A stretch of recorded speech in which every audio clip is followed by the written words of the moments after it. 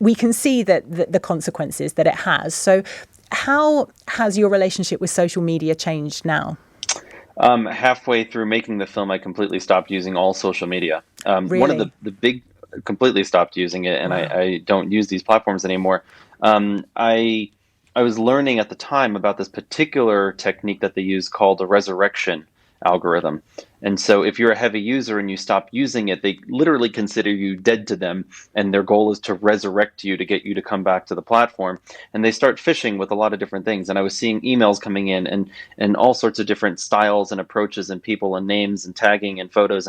And then the emails weren't working, and it switched over to text messages. And I started receiving all of these text messages, including like a girl that I had a crush on in high school, and like a notification that she posted a new photo. And as I was learning about what this algorithm was actually doing to me, what I was experiencing it while learning about it at the same time. Mm. And it just made me feel really, really turned off by these platforms. I just did not want to take part in them. I didn't want to be used as a tool for their profits. I mean, if you think about it, we don't pay, the public doesn't pay to use Facebook or Twitter or Snapchat or TikTok. And yet these companies are worth hundreds of billions of dollars. The way they make their money is their incentive is to bring us back to the platform, to get us to spend more time, to reverse engineer everything about us, to know what we're interested in, and to show us stuff that they think we're going to engage with.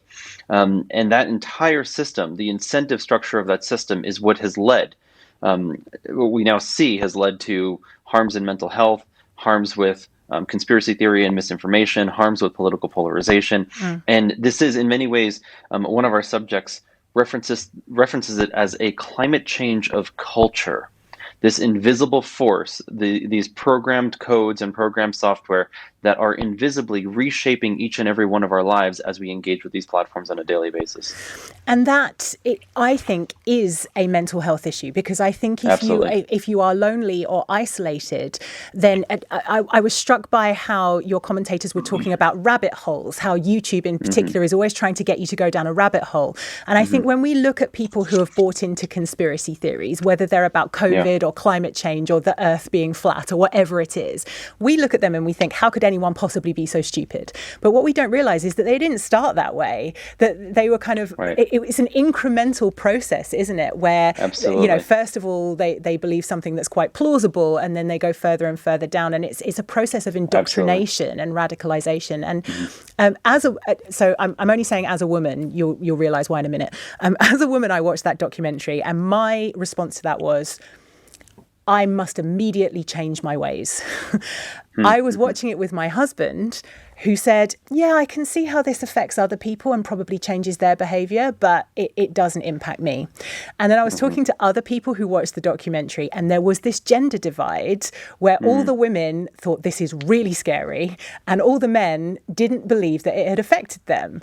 Is that something that you've seen? I mean, you're smiling. That's fascinating. I have not observed that particular thing, but there are a lot of people who like to think that, this isn't affecting me or my views or my beliefs.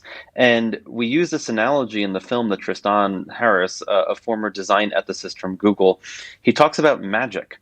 And he talks about how magic works on all of us. It doesn't matter how smart you are or what degrees you have, magic is still effective on you.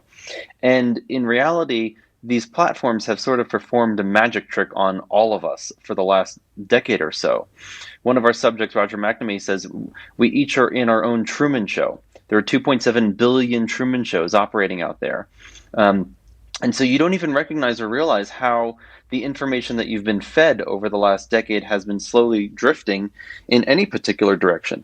I don't know, certainly here in the United States, if I talk with somebody that I disagree with politics about, it feels harder and harder to talk than it did 10 years ago. I feel like I could have civil conversation with people if we disagreed on politics a decade ago. And now everybody's coming to the table with very different information, a different set of facts.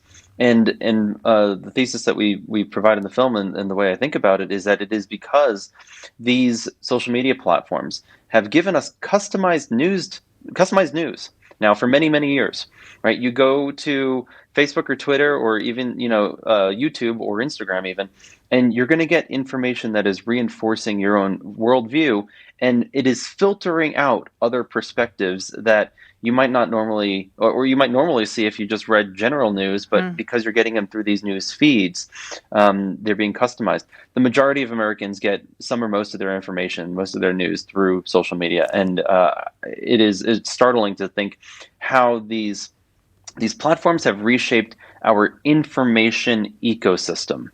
Just as fossil fuels and climate change is affecting our entire natural ecosystem, these tech platforms are affecting our information ecosystem.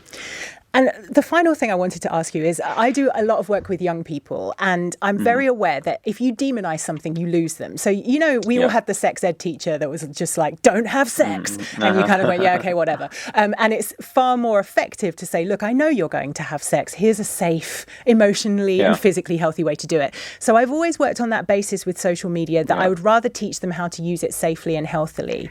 Do you think that is at all a realistic goal? I don't know if there is a safer, healthy way to use social media.